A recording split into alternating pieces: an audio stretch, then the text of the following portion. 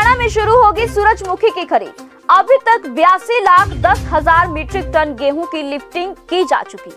उप मुख्यमंत्री दुष्यंत चौटाला ने साइक्लोन को लेकर जनता को सतर्क रहने के लिए कहा। उप मुख्यमंत्री दुष्यंत चौटाला ने कहा कि कोविड के मामले में पिछले 2 दिन से बेहतर परिणाम आ रहे हैं, क्योंकि जितने नए मामले सामने आ रहे हैं उससे 2 गुना अधिक मामले ठीक हो रहे हैं।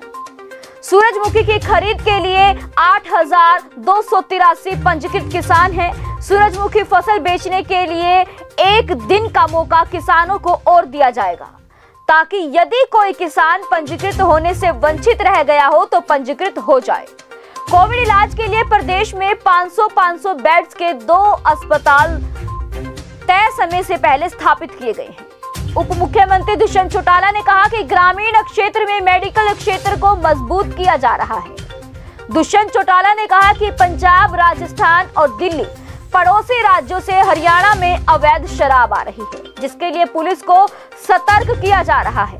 राज्यों की सीमाओं पर चौकसी बढ़ा दी गई है। दुष्यंत चौटाला का बयान किसान आंदोलन नहीं, अब कांग्रेस और अन्य विपक्षी छोटी पार्टियों का अपना राजनीतिक हिस्सा बनकर रह गया किसान आंदोलन। वहीं इसी बीच एक और बड़ी खबर आपको बता दें कि कोरोना को लेकर हरियाणा में लॉकडाउन में अगले सप्ताह से मिल सकती है रियायतें। उप मुख्यमंत्री दुष्यंत चौटाला ने कहा कि इसी सप्ताह रिव्यू मीटिंग में किया जाएगा फैसला। कोरोना के मामले यदि मौजूदा स्थिति की तरह कम होते गए तो दी जा सकती है कुछ रियायत। व्यापारी वर्ग से भी की जाएगी बातचीत। कितने चपेट में आ लिए पिछले 3 महीनों में बचे हुए आप? शादी ठीक नहीं पड़ी, बचे रहे नहीं हो पाई, पिताजी पूरे हो गए तो बताया ही नहीं किसी।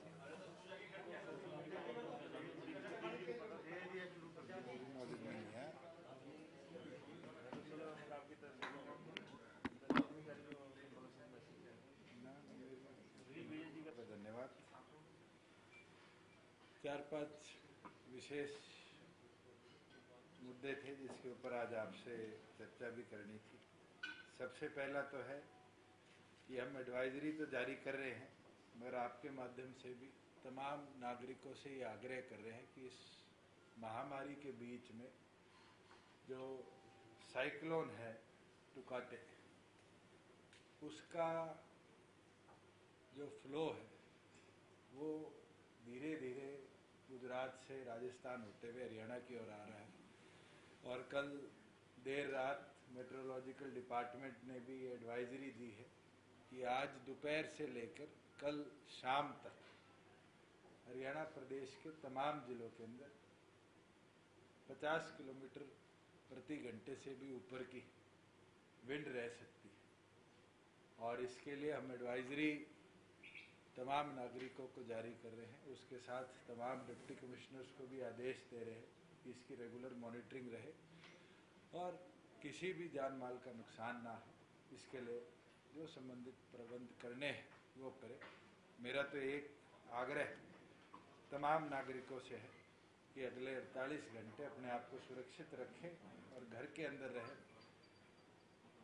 क्योंकि स्पीड जो है 50 किलोमीटर पर आवर की, ये इंक्रीज भी हो सकती है, जैसे मेट्रोलॉजिकल डिपार्टमेंट ने कहा है।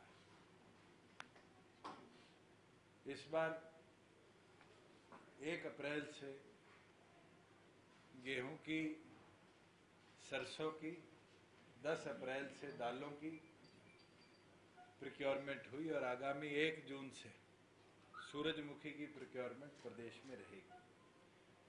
टोटल जो आह्वान गेहूं का हुआ है वो 85,30,000 मेट्रिक टन हुआ है, जिसके अंदर पहली बार है कि रिकॉर्ड टाइम के अंदर 82,10,000 मेट्रिक टन हमने लिफ्टिंग भी करके गोदामों तक गेहूं को पहुंचा दिया है। सिर्फ 2 जिले हैं जिसके अंदर 95% से कम प्रोक्योरमेंट हुई है, वो फरीदाबाद और नूह है। और उसका कारण यही रहा है कि वहाँ सेंट्रल एजेंसी प्रोक्योरमेंट ज़्यादा करती है, FCI, और उनके गोदाम सीमित हैं प्रदेश के अंदर, तो हमने उनको एडिशनल मदद के लिए भी कहा है और उसका यही प्रयास रहेगा कि अगले 2 से 3 दिनों के अंदर इनके अंदर भी हम पूरी तौर पर लिफ्टिंग करा लें। गेहूं की जो आह्वान हुआ है उसके बदले में 15,598 लगभग 16,000 करोड़ रुपए की payment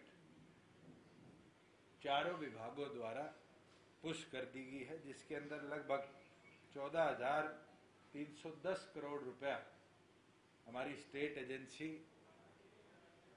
food and civil supplies, एफेड और वेयर हाउसिंग कॉरपोरेशन ने किया है और लगभग 1290 करोड़ रुपया फूड सिविल सप्लाईज ने फार्मर्स के खाते में दे दिया। इस बार क्योंकि रेगुलर प्रोक्योरमेंट चली, रेगुलर 396 हमारी मंडियां थी और उन 396 मंडियों के साथ एडिशनली 12 ऐसे जिले थे जहां हमने प्रोक्योरमेंट सेंटर्स भी बनाए थे। पहली बार है देश के अंदर अगर फार्मर की पेमेंट डिले करी गई तो उसको 9% इंटरेस्ट के साथ उसकी पेमेंट दी गई और जिसके अंदर लगभग 77 लाख रुपया एडिशनल हमने उन फार्मर्स को दिया है जिनकी पेमेंट डिले को टेक्निकल ग्लिच के कारण हुई या फिर किसी अधिकारी के वजह से। रिकॉर्ड है कि प्रदेश के अंदर पहली बार जो हमारी प्रोक्योरमेंट हुई है, चाहे वो सेंट्रल एजेंसीज के लिए हो चाहे स्टेट एजेंसीज के लिए हो, बिकॉज ट्रांसपोर्टेशन सिस्टम हमने एक नए तरीके का किया था। ये फायदा हुआ कि टाइमली लिफ्टिंग रही, बारिश के बावजूद भी प्रदेश की किसी मंडी में अब तक हमें लस्टर लॉस की समस्या नहीं आई जिसमें किसान का अनाज कहीं खराब हुआ हो, गड़ा हो, जो समस्या पिछले सालों में निरंतर हमने बड़ी मात्रा में देखी है। ऐसी कोई हमारी मंडी नहीं है जिसके अंदर आज के दिन बड़ी मात्रा में स्टॉक खड़ा हो, एक्सेप्ट वो मंडियां जहां हम स्टॉकिंग का काम पहले भी निरंतर करते आए हैं। एक बड़ी अच्छी चीज इस बार देखने को मिली कि लास्ट टाइम हमने 7 लाख मेट्रिक टन से ज्यादा सरसों की खरीद करी थी एमएसपी के ऊपर, जो लगभग 4600 रुपए के आसपास थी। इस बार की एमएसपी 4650 रुपए थी और प्रदेश के अंदर 4 लाख के नजदीक रजिस्टर्ड फार्मर्स थे। उसके बावजूद भी एक दाना सरकार को प्रोक्योर नहीं करना पड़ा और खुशी की बात है कि 4650 रुपए एमएसपी के बदले इस बार हमारी मंडियों में 7275 रुपए 7275 रुपीज पीक का सरसों का रेट गया है। ये मुझे लगता है कॉम्पिटिटिव मार्केट बढ़ने से फार्मर को फायदा मिला, जिसके अंदर हमारे 3,22,000 फार्मर्स का रिकॉर्ड हमारे पास है जिनने मार्केट कमेटी के अंदर अपने आप को रजिस्टर कर रखा। जहां सूरजमुखी की बात है, 1 जून से सूरजमुखी की प्रोक्योरमेंट पूरे प्रदेश में होगी, जिसके अंदर 7 हमारी डेजिग्नेटेड मंडियां हैं, जिसके अंदर 8283 हमारे पास रजिस्टर्ड फार्मर्स हैं। अगर कोई फार्मर छूटा भी है तो भी हम उसको 1 दिन का मौका देंगे कि वो अपने आप को रजिस्टर करा ले और एग्रीकल्चर विभाग तुरंत उसको वेरीफाई कराने का काम करेगा। और आज के दिन जो एमएसपी है सनफ्लावर की वो 5885 रुपए है, 5885 रुपीज पर कुंटल। और जो कल हमारी शाहबाद की मंडी के अंदर ऑक्शन हुआ है, मेरे को साझा करते हुए खुशी होती है कि सूरजमुखी भी 6100 रुपए के दाम की पर कुंटल की बोली कल लगी है। और मैं उम्मीद करता हूं कि हमारे जितने फार्मर्स हैं उनको एमएसपी से ज्यादा हम अश्योर भी कर पाएंगे और आने वाले दिनों में सूरजमुखी को पूरी तरह पर खरीदवा भी पाएंगे। सरकार ने केंद्र से भी परमिट करा है कि हम केंद्र के लिए भी प्रोक्योरमेंट करेंगे और लगभग 25,000 कुंटल की प्रोक्योरमेंट केंद्र के लिए हमें परमिट कर दी गई है। मैं बधाई देना चाहूँगा हमारे पीडब्ल्यूडी के अधिकारियों को, जिनके मेहनत से प्रदेश के अंदर 1000 bedded 500 bedded 2 hospital record time पे बनाए गए, जिसकी डेडलाइन 20 तारीख तक थी। मगर तमाम अधिकारियों ने, खास तौर पर हमारे 2 ACS अपूर्व कुमार, अनुराग रस्तोगी, जिनने डेडिकेटेडली इसको मॉनिटर किया, हमारे दोनों EIC निहाल सिंह और राजीव अरोड़ा, जिनने एक एक चीज को अलग अलग विभागों के साथ कोऑर्डिनेट करते हुए टाइम से 4 दिन पहले कंप्लीट करने का काम किया है।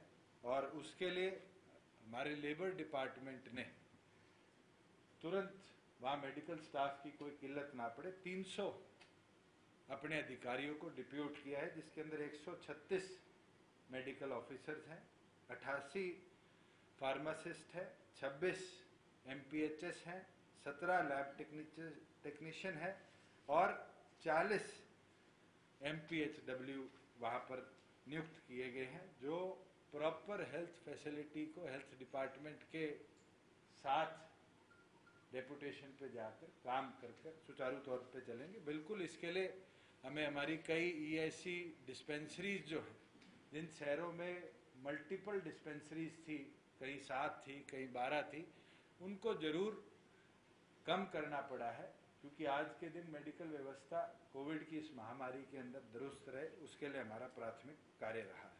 इसके साथ ग्रामीण क्षेत्र को और हेल्थ सेक्टर में मजबूत किया जाए। पंचायती राज विभाग ने भी बेहतरीन तरीके से कार्य करते हुए प्रत्येक जो हमारे 10,000 की आबादी से कम की पंचायतें हैं 6136, उसके लिए 18.5 करोड़ रुपया कि वहाँ आइसोलेशन वार्ड बढ़े, और 10,000 की आबादी से ऊपर के जो हमारे लगभग 100 गांव हैं उनके अंदर 5 करोड़ रुपया सैंक्शन किया है, जिससे आइसोलेशन वार्ड प्रॉपर बन पाए। और आइसोलेशन वार्ड के अंदर 5 सदस्य हेल्थ डिपार्टमेंट की टीम के रहेंगे और 5 सदस्य ग्राम टीम के रहेंगे, जिसके अंदर नंबरदार, पूर्व सरपंच, एक महिला सरपंच या मेंबर और 2 गांव के मुख्य लोग, जो डे टू डे उस आइसोलेशन वार्ड की फैसिलिटी को देखते रहेंगे। कई चीजें हमने परमिट भी करी है, जो आइसोलेशन वार्ड पर तुरंत अगर कोई ग्रामीण व्यवस्था के अंदर चीज उपलब्ध नहीं होती तो लोकल लेवल पर परचेज कर ला सके। जैसे डिप्टी कमिश्नर्स को पहले हमने सैंक्शन करे थे 50 लाख रुपए, 1 करोड़ रुपया कि ऑक्सीमीटर और इस तरह की चीजें ले ले। आज के दिन स्टीमर्स हैं, ब्लड प्रेशर मशीन है, ये और कई इक्विपमेंट थे। तो आज हमने लिबर्टी दी है कि प्रत्येक गांव में आइसोलेशन वार्ड में अगर इन चीजों की जरूरत रहे तो हेल्थ सेक्टर को ओवरबर्डन ना होना पड़े, उसके लिए ये अधिकृत कर दिया गया है। कल 10,000 कम वाले हैं उसमें 10 करोड़ और 10,000 से ज्यादा वालों में 5 करोड़। जो 6136 पंचायतें हैं उनमें 18.5 करोड़, जिनमें आबादी 10,000 से कम की है, और लगभग 98 गांव है 10,000 की आबादी से ऊपर, उनके अंदर 4 करोड़ 90 लाख रुपया, जो वो गांव है जिनकी आबादी 10 से ऊपर है। कल हमने हरडा की बैठक में अभी वो कंप्लीट हो जाएगा। गांव में क्या इनको जो हेल्थ सेक्टर का जो करने को ऑक्सीमीटर वगैरह खरीदने की अनुमति दी है, वो भी दे रखी है डिप्टी कमिश्नर्स को कि वो अपने लेवल पर प्रोक्योर करके डिजास्टर मैनेजमेंट के तहत प्रत्येक गांव में पहुंचाने का काम करे, जिससे जो ये छोटी छोटी ऑब्जर्वेशंस हैं जो डिटेक्ट कर सकती है प्राइमरी स्टेज पर कि कोविड है या नहीं किसी पेशेंट को, उसको आइसोलेशन वार्ड तक पहुंचाए और उसकी रेगुलर मॉनिटरिंग करी जाए। इसके लिए हमने परमिट किया है। कल हमारे जो रोड इंफ्रास्ट्रक्चर बोर्ड है उसकी बैठक थी, और बेहद खुशी के साथ साझा करता हूं आपके कि हमने फेज 1 पूरी तौर पर कंप्लीट कर लिया था। फेज 2 की PMGSY की कई रोड DLP के अंदर थी, जो कि 98% अब पूरी तौर पर कंप्लीट हो चुकी है। PMGS फेज 3 के अंदर हरियाणा आज नंबर 1 पर रहा है, जिसके अंदर हमने जो हमारा पार्ट 1 था PMGSY 3 का, उसके अंदर 419 सड़कें ली थी, जिसका किलोमीटर लेंथ थी 4565 किलोमीटर। ये तमाम सड़कें कंप्लीट हो चुकी हैं। जो इसका बैच 2 था बैच 2 के अंदर 103 सड़कें, 103 प्रोजेक्ट्स थे, जिसके अंदर 85 सड़कें थी और 18 ब्रिजेस थे, जिसकी कुल कॉस्ट 919 करोड़ थी। इसमें 110 किलोमीटर बनने हैं, जिसके अंदर से 963 किलोमीटर कंप्लीट हो चुके हैं। और अभी जो हमारा बैच 3 का पार्ट 1 और पार्ट 2 है, दोनों का सेंट्रल गवर्नमेंट से सैंक्शन आ चुका है। हरियाणा पहला स्टेट है जिसको बैच 3 के भी दोनों पार्ट्स का सैंक्शन मिल चुका है। इसके अंदर जो हमारा बैच 3 का पार्ट 1 है, इसके अंदर 83 रोड्स हैं, 600 लगभग 79 किलोमीटर की, जिसका कॉस्ट है लगभग 383.6 करोड़। और फेज 3 का बैच 2 जो है, उसके अंदर 120 सड़कें हैं, जिसकी कुल लेंथ 1216 किलोमीटर है और कुल कॉस्ट जो उसका आएगा वो लगभग 550 करोड़ के आसपास आएगा। तो हमारा जो फेज 3 होगा, इसके अंदर 203 प्रोजेक्ट्स हैं 1906 किलोमीटर के, जिसका टोटल कॉस्ट 982 करोड़ आएगा, जो केवल मात्र रूरल रोड इंफ्रास्ट्रक्चर डेवलपमेंट के ऊपर कार्य करेगा। जहाँ तक कोविड की बात है, निरंतर आप लोग अपडेट भी लेते आए हैं और हम देख रहे हैं कि पिछले एक सप्ताह में हमारे मेडिकल स्टाफ ने, मेडिकल इंफ्रास्ट्रक्चर ने बेहद अच्छा काम कर जो हमारा पॉजिटिविटी रेट है उसको नीचे लाने का काम किया। और पिछले 2 दिनों में बड़े अच्छे रिजल्ट आ रहे हैं। जहाँ जितने लोग कोविड पॉजिटिव आ रहे हैं, उससे बड़ी मात्रा के अंदर लोग ठीक होकर, तंदुरुस्त होकर अपने घर के अंदर जा रहे हैं। और पिछले 2 दिनों के अंदर डिस्ट्रिक्ट वाइज भी जहाँ रिपोर्टिंग ली है, वहाँ यही आ रहा है कि अब जो बिल्कुल अल्ट्रा क्रिटिकल पेशेंट्स थे, उनके भी नंबर रिड्यूस हुए हैं और जो ऑक्सीजन सपोर्ट पे पेशेंट्स थे, उनके भी नंबर बड़ी मात्रा में रिड्यूस हुए।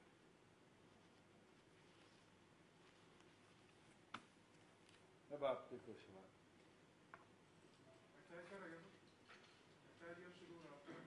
आज एक्साइज ईयर खत्म होना था। ये सरकार ने फैसला लिया था कि पिछली बार भी लॉकडाउन जो था उसके अंदर हमारे वेंट्स पूरी तौर पर बंद थे, आज भी पूरी तौर पर बंद है।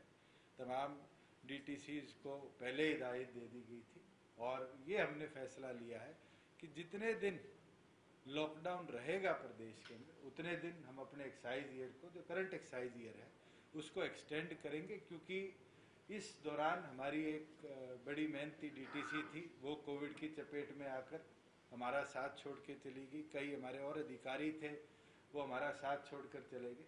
प्रॉपर ऑक्शन आने वाले एक्साइज ईयर की हो जाए, इसके लिए डिपार्टमेंट ने ये निर्णय लिया। सर, शराब की तस्करी न हो, इसे कैसे सुनिश्चित किया जाएगा? क्योंकि कई जगह से ऐसी शिकायतें भी हैं। देखिए, जहाँ तक हमारे प्रदेश के अंदर डिस्टिलरीज की बात है, उनके कोई भी नए परमिट वहाँ से रिलीज के इशू नहीं हुए हैं।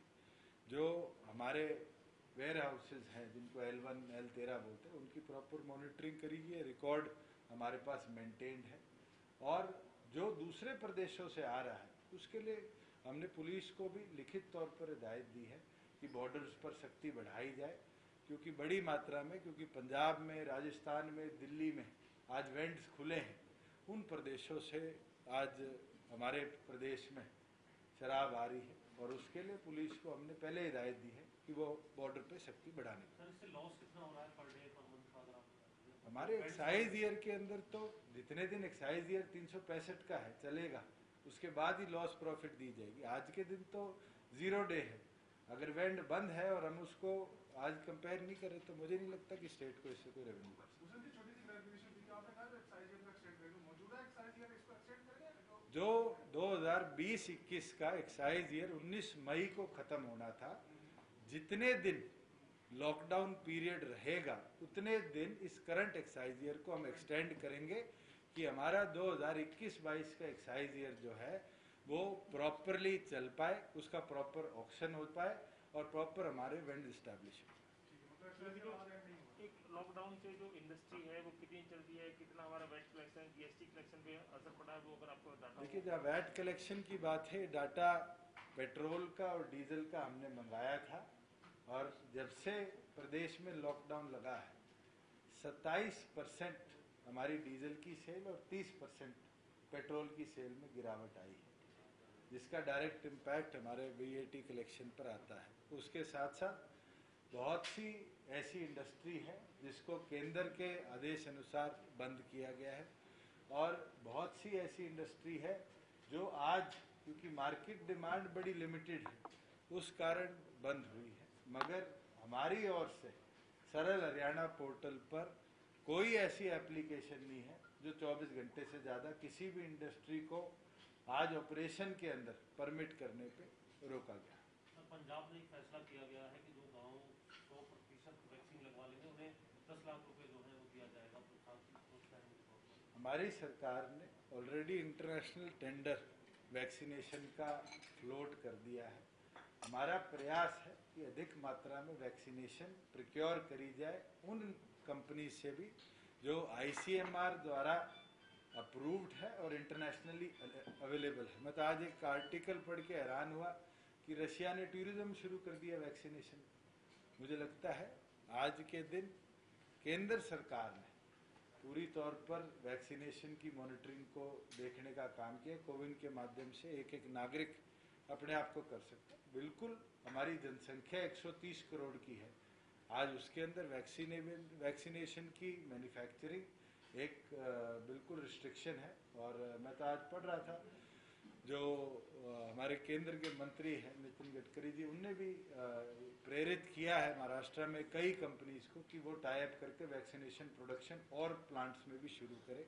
हम भी प्रदेश में देखते हैं कि कितनी ऐसी फार्मा कंपनीज हैं जो 2 वैक्सीनेशन है हरियाणा के इंडिया के अंदर मैन्युफैक्चर हो रही है, भारत बायोटेक की और सीरम इंस्टीट्यूट की, इनके साथ टाई अप कर मैन्युफैक्चरिंग बढ़ाए। डॉक्टर रेड्डी लैब्स के MD से भी मेरी चर्चा हुई है कि जो स्पुतनिक इंडिया में परमिट करी गई है उसकी मैन्युफैक्चरिंग भी हरियाणा में किसी प्लांट पे कराए। और आने वाले समय में हरियाणा के अंदर हम प्रयास करेंगे कि टाई अप कर स्पुतनिक का भी बिजनेस टू गवर्नमेंट प्रिक्योर कर हम अपने सिटीजन्स को प्रोवाइड कर पाए, डिपेंडिंग उनकी अवेलेबिलिटी क्या है।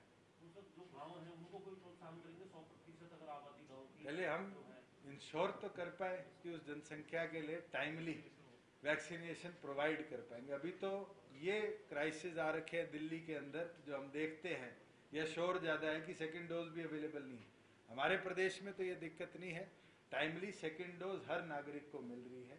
और फर्स्ट डोज के लिए भी ये डाटा भी सामने आया है कि हमारे जो बॉर्डर के एरियाज है, जितने हमारे ऐसे डिस्ट्रिक्ट्स है या सेंटर्स हैं जो बॉर्डर पे है, दूसरे प्रदेशों से भी लोग आकर वैक्सीनेशन करा कर जा रहे हैं, बिकॉज नेशनली ये सब कोविन के ऊपर मॉनिटर किया जा रहा है।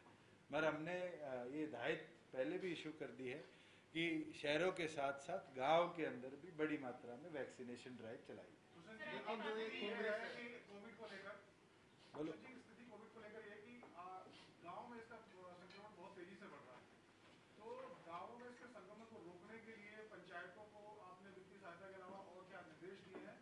इसके साथ साथ एक और ऐड करूँगा, दीपेंद्र हुड्डा ने ये कहा अभी हाल ही में कि सरकार जो मौत के आंकड़े हैं उसको छुपा रही है, खासकर ग्रामीण इलाकों में बहुत बुरा हाल है।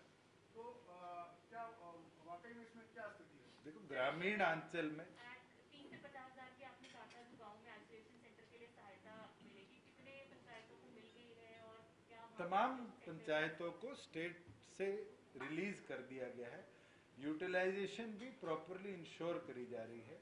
आज के दिन अधिकतम गांव के लोगों ने सरकार के साथ जुड़कर अपने लेवल पर आइसोलेशन वार्ड बना दिए गए।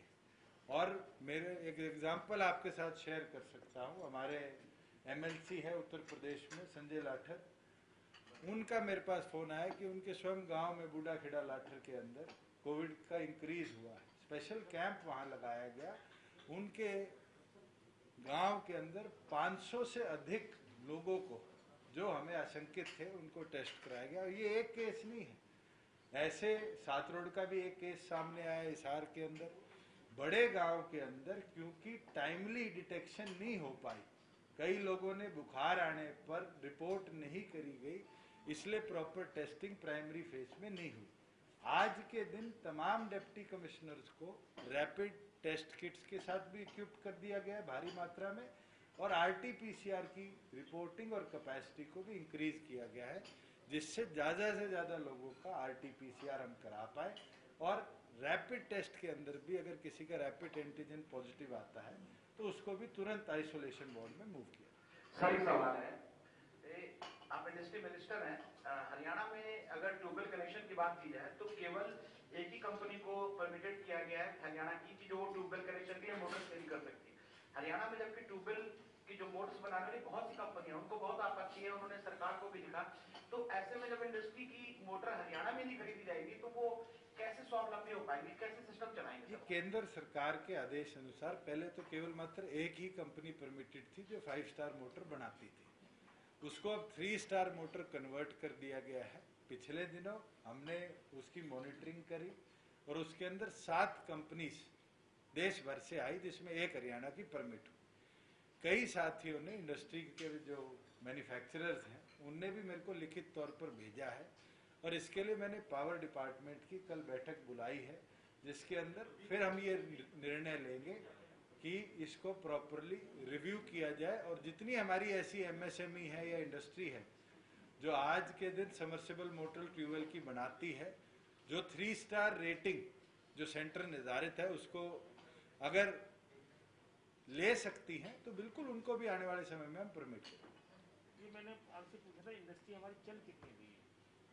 मैं डाटा आपके साथ शेयर 20%, नहीं, आज के दिन तो 70% के आसपास इंडस्ट्री से ऊपर हमारे पास रिव्यू आए हैं और चल गाँव में कोरोना का संक्रमण जब से स्पाइक होना थोड़ा शुरू हुआ है, कुमारी शैलजा ने भी प्रेस कॉन्फ्रेंस की, अगर किसान नेताओं की बात करें, उन्होंने भी चौटाला गाँव का जिक्र किया कि वहाँ पर संक्रमण बहुत ज्यादा बढ़ रहा है, 4 वहाँ से जो MLAs है वो परिवार से, लेकिन उसके बाद भी आज तक भी उस गाँव में जो अगर सैनिटाइजेशन की बात करें और तमाम, मैं आपको करेक्ट करना चाहूँगा, हमारा गांव तो छोटी आबादी का गांव नहीं है, लगभग 20,000 की जनसंख्या है।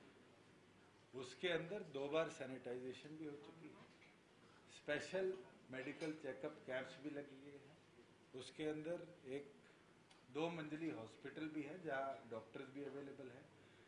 ऑक्सीजन सिलेंडर क्योंकि हिसार से भरकर आता था, उसके अंदर देरी होती थी, जिसका एक बहुत बड़ा मुद्दा बनाया गया। उसके लिए सिर्फ मैंने भी 17 ऑक्सीजन कॉन्सेंट्रेटर वहाँ परसों पहुँचा दिए थे कि इस तरह के स्टॉप ग्रैप अरेंजमेंट हम बना पाए।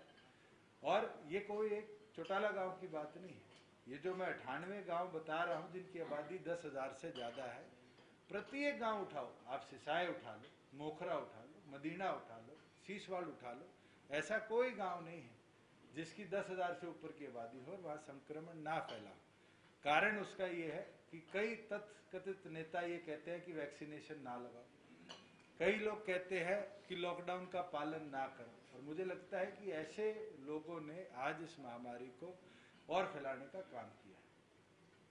सर, जो हिसार में पूरा घटनाक्रम हुआ, किसानों में मामले दर्ज हो गए, फिर थोड़ी देर में मामले वापस ले लिए, ये जो पूरा का पूरा, आपको लगता है कि सरकार का रवैया थोड़ा नरम था?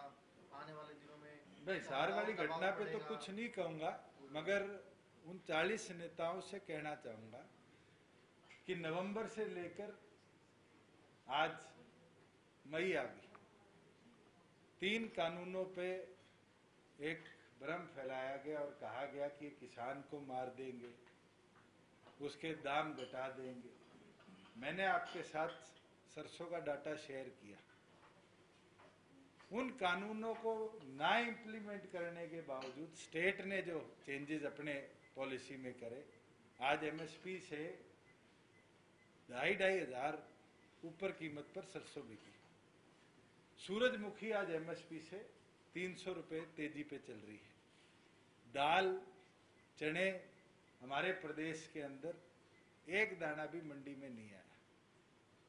आज के दिन फार्मर को स्ट्रेंथन हमने किया कि हमने 15,500 करोड़ से ऊपर किसान के खाते में सीधा डाला।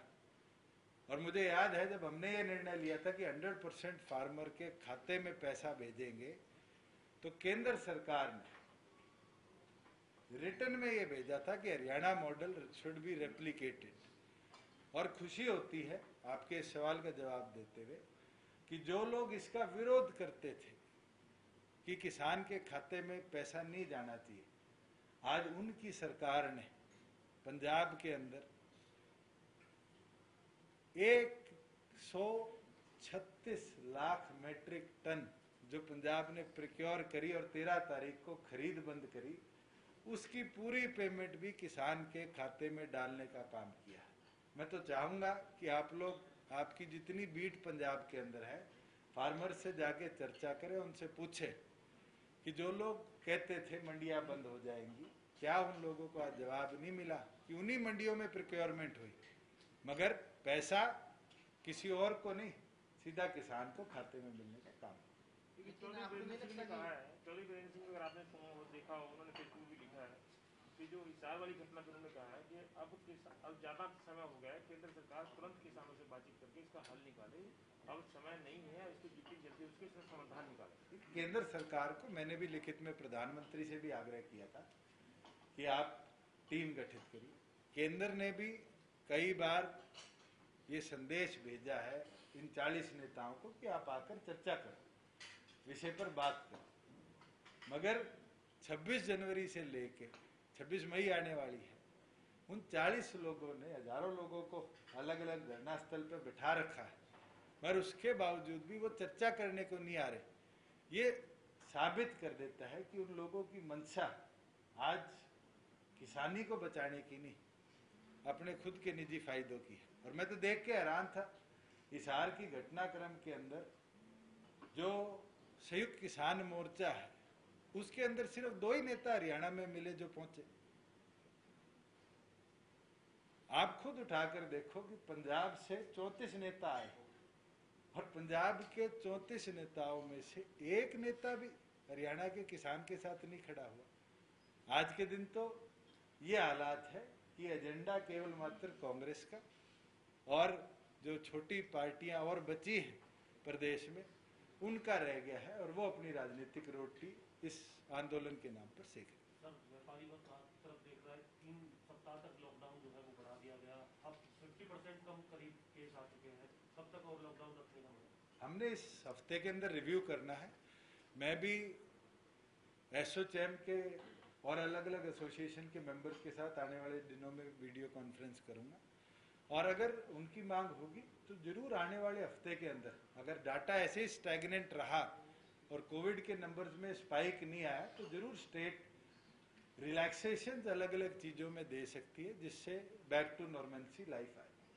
सर, कोविड-19 के टाइम में भी जो आयुष्मान बीमा योजना इसके लाभार्थियों को इसका जो फायदा है वो दिया जा रहा है अभी कोविड टाइम में?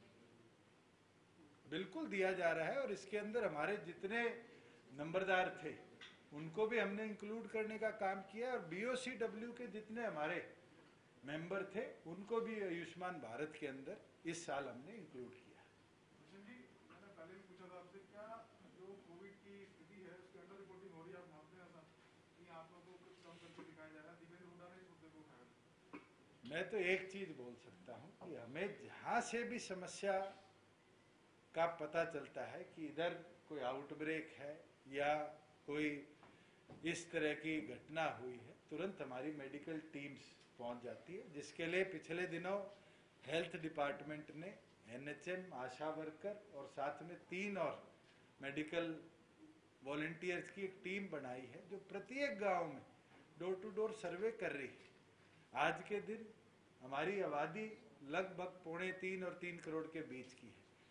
फिर भी अगर आप पूरे देश का डाटा उठाकर देखेंगे तो हरियाणा उन स्टेटों में रहा है जिसके अंदर टेस्टिंग सबसे ज्यादा हुई है और रिकवरी रेट भी वन ऑफ द बेस्ट है। मिल गया आंसर। सर, एक सवाल, ये सर हिसार की घटना के लिए आप बेसिकली जिम्मेदार मानते किसे हैं? क्योंकि पुलिस और किसानों के बीच जो संघर्ष हुआ उसमें कई लोग घायल हुए, पुलिस कर्मचारी भी घायल हुए, किसान भी घायल हुए। आपके नजरिए से आखिर इसका दोषी है कौन? मैं तो ये मानता हूँ जिनने उकसाने का काम किया। किसको मानते सर? अब तो वैसे तो आप कांग्रेस को बता रहे हैं कि सारे कांग्रेस जो है प्रोपेगेंडा चला रही है। फेसबुक पे वीडियो देख ले, उकसाया किस किसने। चलो, थैंक यू।